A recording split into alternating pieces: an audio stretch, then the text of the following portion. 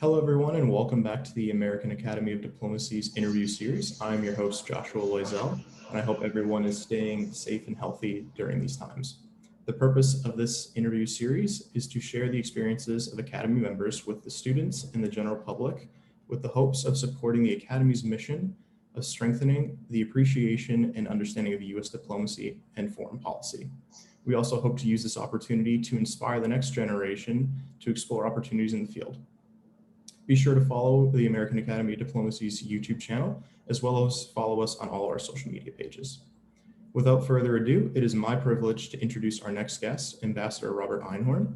Ambassador Einhorn has served as the U.S. Department of State Special Advisor for Nonproliferation and Arms Control.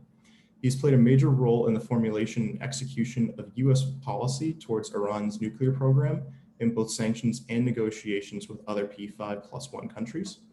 Ambassador Einhorn has also helped shape the Obama administration's overall approach to nonproliferation and supported nonproliferation goals through diplomatic contacts with China, Russia, and other non-aligned countries. He has also served as Deputy Assistant Secretary of State for Nonproliferation, Deputy Assistant Secretary of State for Political and Military Affairs, as well as holding various positions at the U.S. Arms Control and Disarmament Agency. Outside of the State Department, Ambassador Einhorn has served as a senior fellow to the Council of Foreign Relations and a senior advisor at the Center for Strategic and International Studies. He now serves as a senior advisor at the Brookings Institute. Thank you very much, Joshua. All right, so I was wondering if I could start with a rather broad question, and that is, how do ambassadors determine or help to determine weapons threats, weapons embargoes, or proliferation threats? Well, how do we determine the threat? Through a combination of means, but largely through the input of the U.S. intelligence community. Policymakers and diplomats are consumers of intelligence, and we get lots of our information from the intelligence community. But also from open sources. Increasingly, you get a lot of information from unclassified open sources. And of course, we, in our interagency meetings, we debate the intelligence and we develop our own ideas of what's going on. And of course, diplomats have the benefit of face-to-face contact with foreign sources of information. Many in the intelligence community, the analysts, they read the intelligence take, they read the open sources, but they rarely come into face-to-face contact with people that we need to understand better.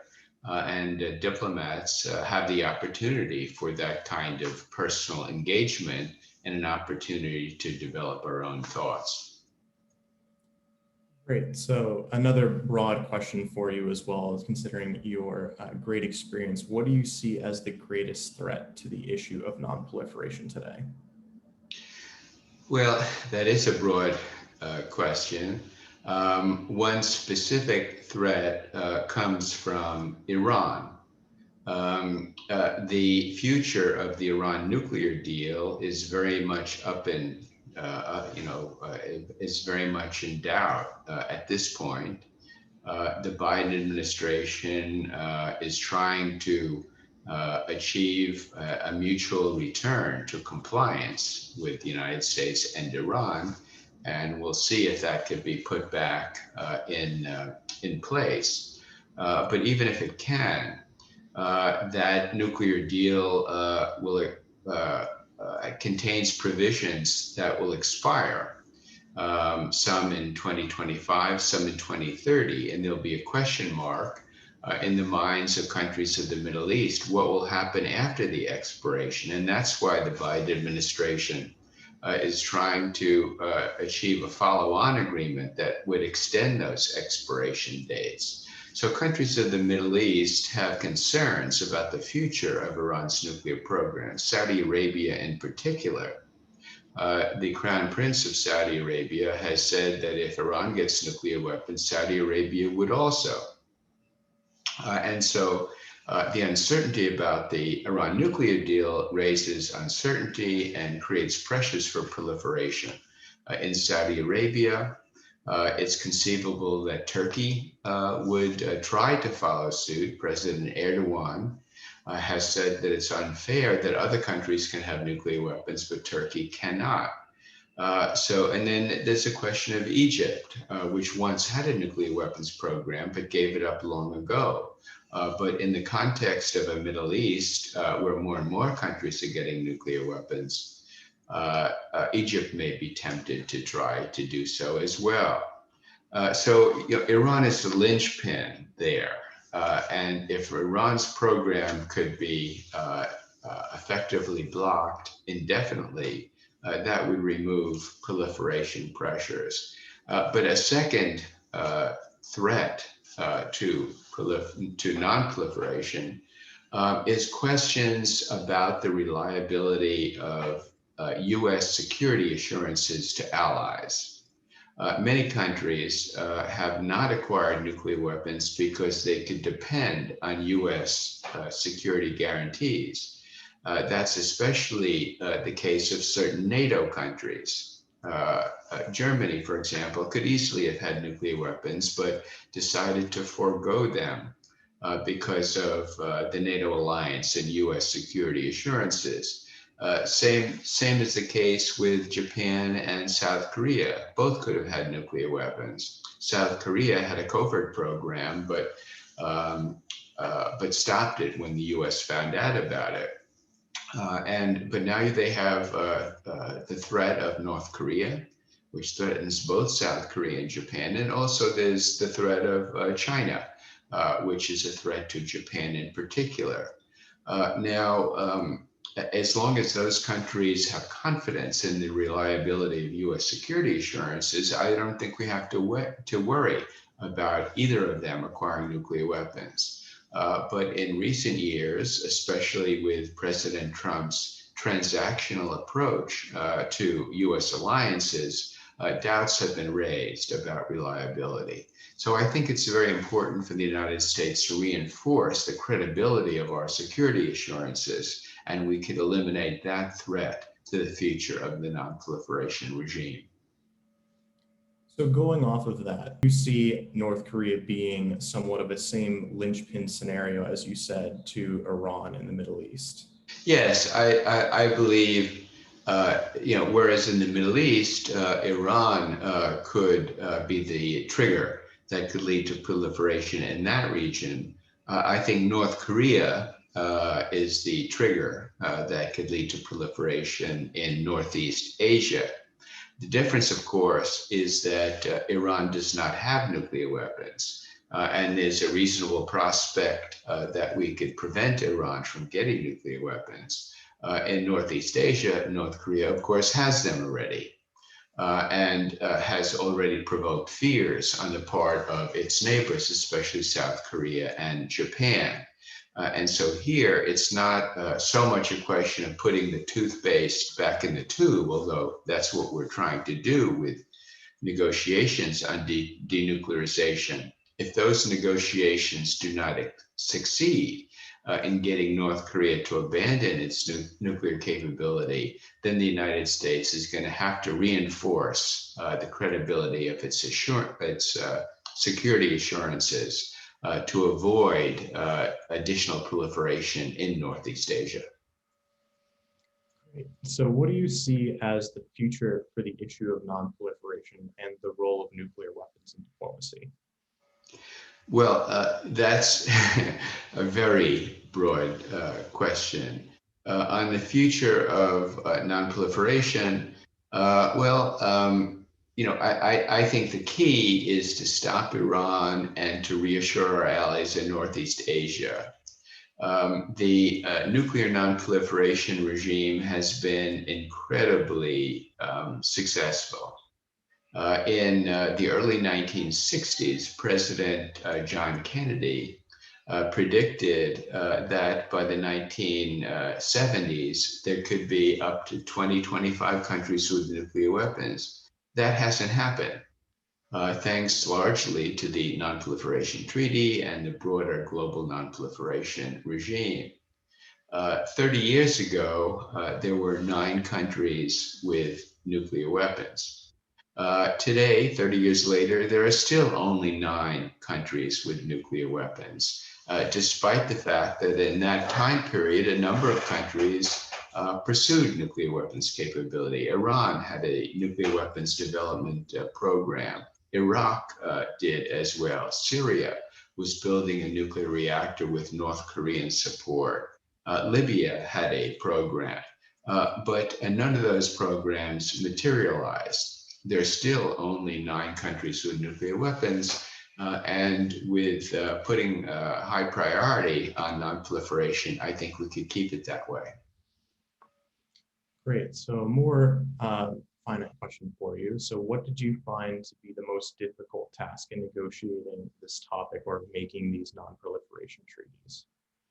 Well, the difficulty is when a resourceful, strong-willed country resists agreements that would limit its nuclear weapons options. It's often very difficult to persuade a country that's hell-bent on getting nuclear weapons from stopping the program. There have been cases when that's been done, but often when the United States or others have had tremendous leverage over a country. So take for example, Libya. Gaddafi had a nuclear weapons program, but it was in its infancy. So when the US exposed this program and Libya's acquisition of technology from the AQ Khan black market network, it was not so difficult to persuade Gaddafi to give up the program. It hadn't progressed very far.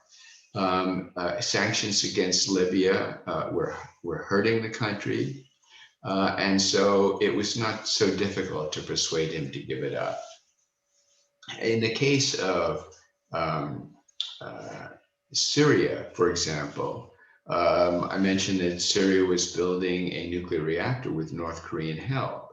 Well, no one had to try to dissuade Syria. That would have been futile. But Israel bombed that reactor and essentially stopped that program. Similarly, the Iraq nuclear weapons aspirations were at least temporarily stopped in 1981 when the Israelis bombed the Osirak nuclear reactor. In South Africa, for example, it acquired nuclear weapons. They couldn't be persuaded not to acquire them because they believed they faced a significant external threat. But they voluntarily gave up nuclear weapons in the transition from the apartheid regime to black majority rule. So they didn't have to be persuaded.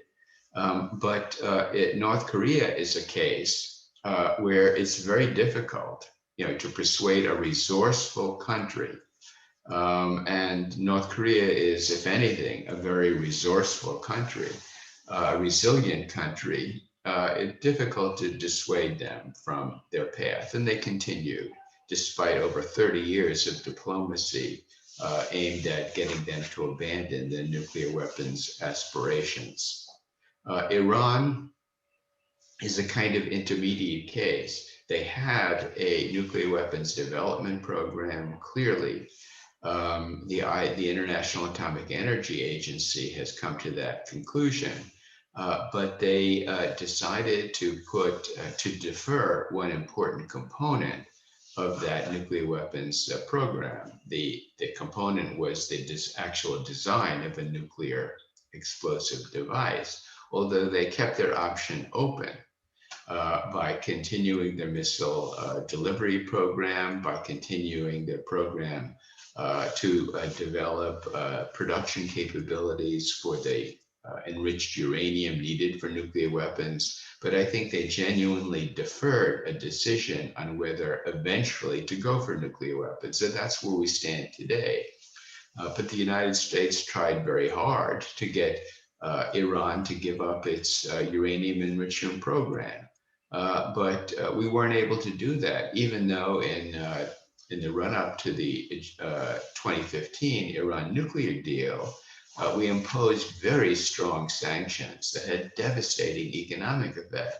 But even though these sanctions had a devastating impact, we weren't able to persuade Iran, as a very resourceful and determined country, to give up that program.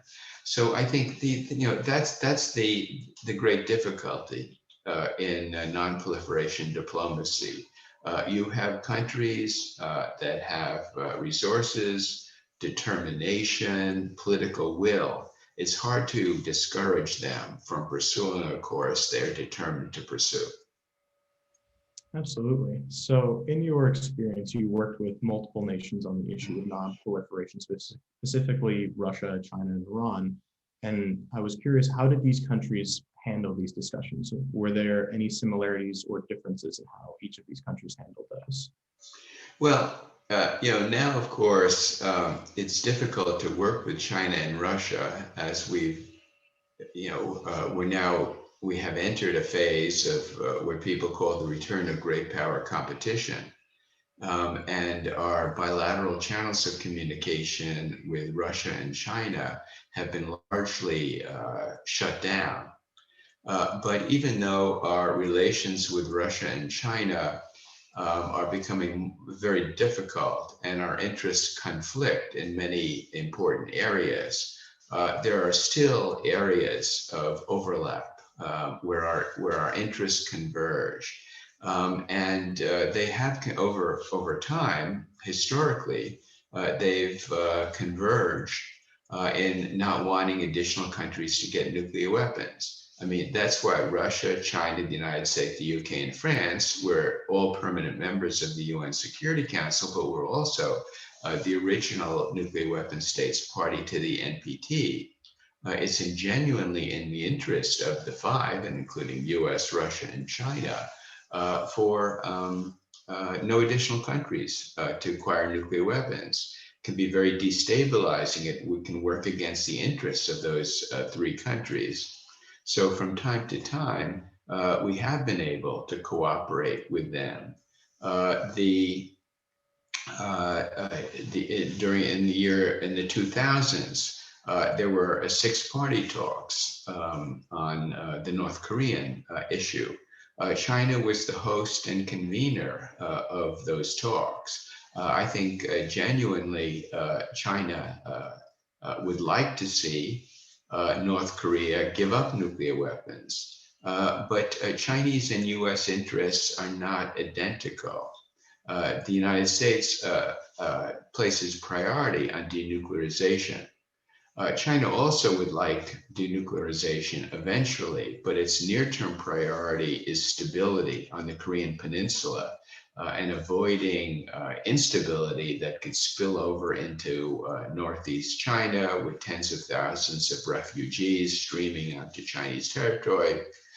So there's a convergence of interests, but not an identity of interest there. We worked together well in the 2000s in the Six-Party talks. Time will tell whether the Biden administration could work closely with China in the next phase of diplomacy with North Korea. Similarly, in the Middle East, Russian and US interests converged in working together for the 2015 JCPOA, the Iran nuclear deal. Russia was a very constructive player, both in the negotiation and implementation of the JCPOA. But since 2015, US and Russian interests in the Middle East have diverged. Russia has become Syrian President Bashar al-Assad's main supporter, along with Iran. Russia has become increasingly a strategic partner of Iran. Whereas in 2015, Russia joined us in putting pressure on Iran in coming to the JCPOA. Now in the future, it's not clear to what extent Russia and the US will be on the same side in not only getting Iran to return to the JCPOA, but negotiating a follow-on agreement that not only strengthens the JCPOA and lengthens it, but also addresses Iran's destabilizing behavior in the Middle East, where Russia and Iranian interests seem to be aligned.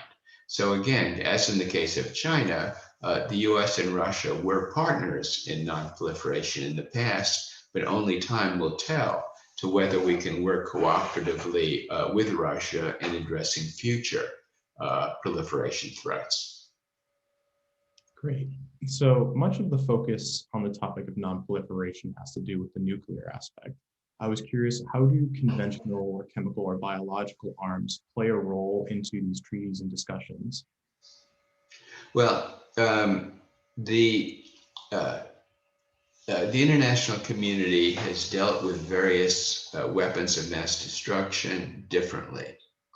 The NPT, which deals with the nuclear problem,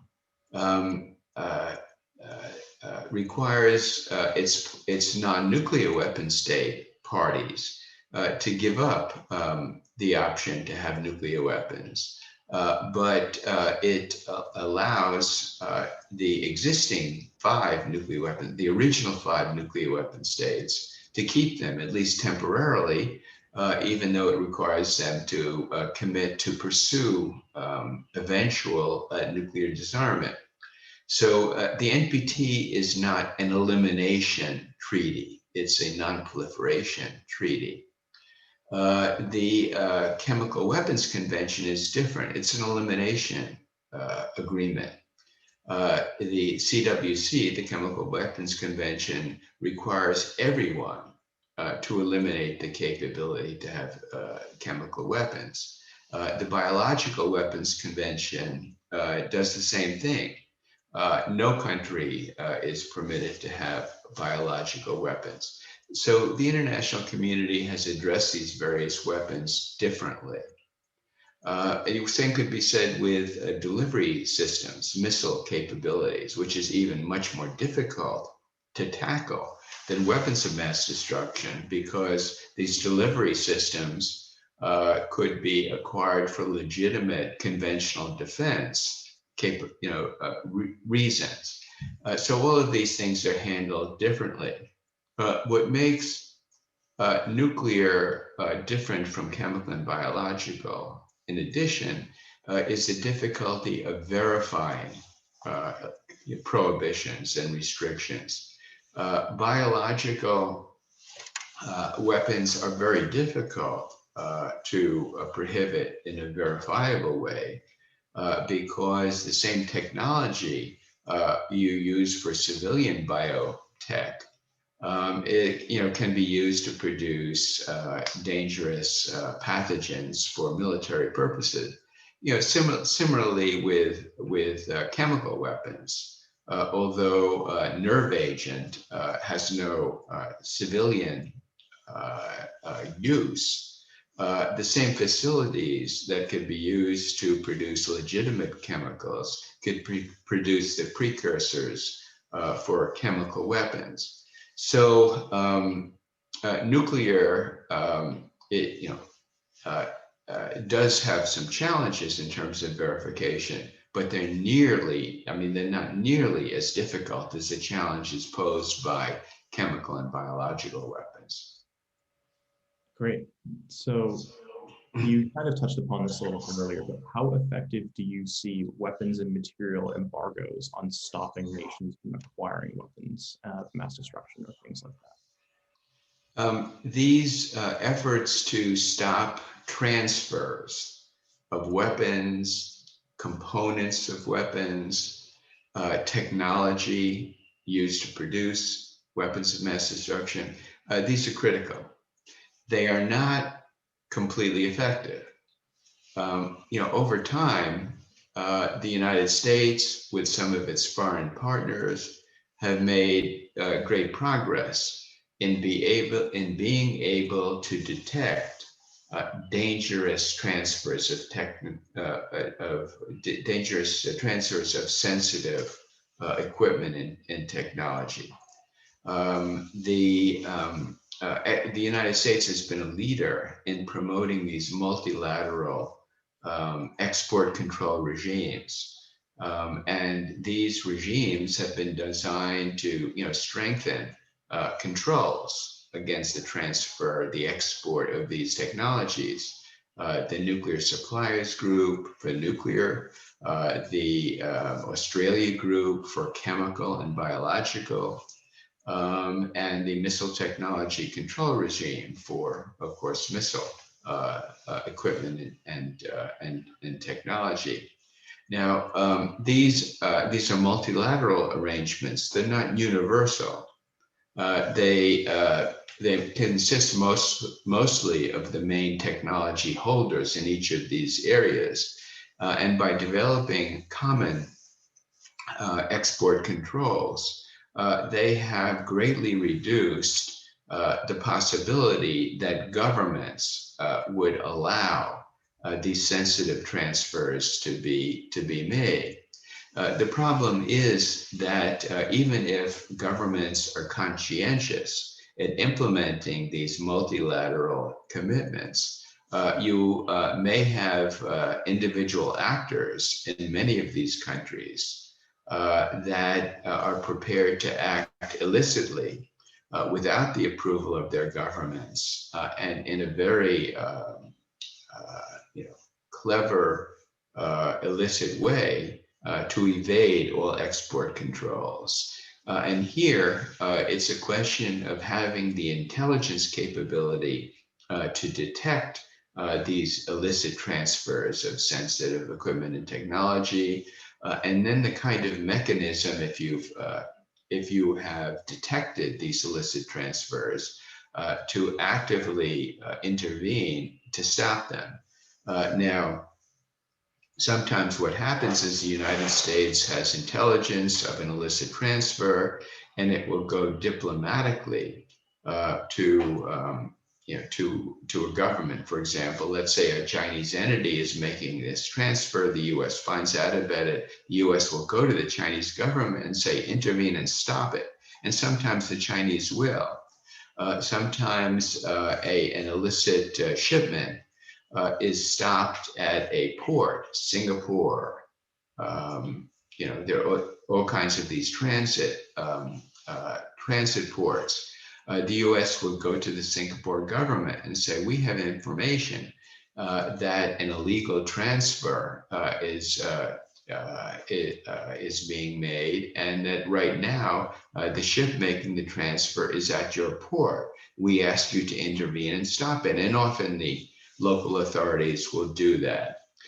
So now the US puts a very high priority on stopping these illicit transfers of dangerous technologies. But it's sometimes very difficult. You don't get perfect intelligence about these transfers. So a lot, is kind of off the radar, and these transfers are made. But more and more progress is being made at stopping illicit transfers. But at the same time, the black market traffickers in these technologies are getting more and more sophisticated in their evasive techniques, establishing front companies and ship-to-ship transfers and all kinds of techniques to avoid both export controls and to avoid interdictions by countries like the United States. Awesome. So one of the last questions I have for you is, recently a lot of nations have been developing hypersonic missiles. And I was curious what your thoughts are on the development of that and how that's going to impact this discussion. Well, hypersonics, these are missiles that can fly more, 5 the speed of sound. They can maneuver, they can evade missile defenses, and they fly so quickly that it's difficult to react to these to attacks by these hypersonic systems. Now, countries are making progress. The United States is working on it, China, Russia, and some others. I don't think it's a total game changer, but it's a threat that we have to deal with. Some of these hypersonic systems are captured by existing arms control arrangements. For example, there's a Russian hypersonic system that is mounted on top of a missile that is controlled by the New START agreement. So that's accountable under New START and will be under control. But there are other kinds of hypersonic systems that are based differently that will pose a difficult threat. I think the United States has to, try to cooperate with other countries to see if some controls can be put on these systems. As you know, the United States has tried to involve China in arms control negotiations. China has been unwilling to do that, especially to accept controls on its strategic offensive systems. It says that the United States and Russia have so many more of these systems in China that they're not ready to engage in that kind of control. But in hypersonics, there's comparability between the United States and China and even Russia. And there's an area where I think the United States should enter into a dialogue with China to see if these hypersonic systems could be placed under control. Great. And the last question I have for you is kind of on a similar vein. How do you see the weaponization or potential weaponization of space playing a role into this, and the use of satellites and things like that to be armed for potential proliferation threats? When I was engaged in strategic arms talks with the Soviet Union, it was the Soviet Union back then. We didn't think very much about space. We thought about 3 types of strategic delivery vehicles: heavy bombers, ICBMs, and submarine-launched ballistic missiles. And the strategic balance was, calculated on the basis of those 3 systems. Stability between the United States and Soviet Union, United States and Russia was determined by the interaction among these, the 3 systems of one side and the 3 systems of another. Now it's completely different. We depend so much on space, and we're concerned that counter space systems that, say, Russia would have or China would have, that would be capable of attacking U.S. Early warning satellites, U.S. command and control systems that operate in space, could be very destabilizing. And so when we look to the future of strategic stability, we have to factor in other kinds of systems, and not just space. For example, missile defense. The Chinese and Russians are concerned with what they consider to be the destabilizing aspect of U.S. missile defenses. They're concerned about conventional long-range precision strike missiles, which could even be used to target the nuclear weapon systems of another side. Traditional offensive strategic systems, new conventional technology systems, missile defenses, long-range precision strike conventional missiles, but also space systems, anti-satellite systems, whether they're systems that operate from the ground direct ascent systems, whether they are systems that operate in space, satellites that can capture or disable other satellites, or cyber systems that could disable or attack or degrade US early warning or command and control. All of these elements now are elements that affect strategic stability.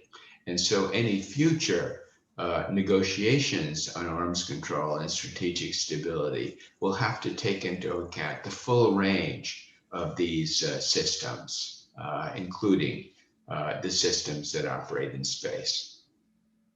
Great. Well, thank you, Ambassador Einhorn. That is all the questions that I have for you today. Be sure to follow us on all of our social media and follow the Academy YouTube channel for future events. And thank you once again, Ambassador Einhorn, for taking the time for this wonderful interview. My pleasure, Joshua. Good to join you today. Absolutely. Thank you. Take care. Okay. Bye-bye.